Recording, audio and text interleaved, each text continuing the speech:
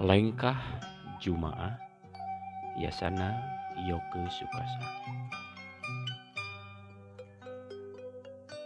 Lalakon hirup urang mimitian deui, emutan pantengkeun mung ka Allah. Niatan ikhlas sejarek ibadah, galindengkeun dzikir sanajan dina ati. Kandelkeun iman nu saestu mung ka Pangeran anu hiji. Amanatkeun kahadean jeung kasabaran kasasama. Hileuwir angin mugi jadi saksi kana kahadean nu rek dipigawe.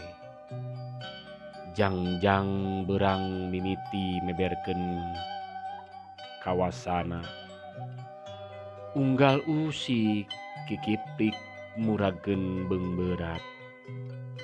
Mawa rasa nu sarua jeung niatna. Ampun paralun ulah rek digareuwahkeun. Antara suku jeung hate sing satujuan. Hampang himping dina lengkah saja babakti.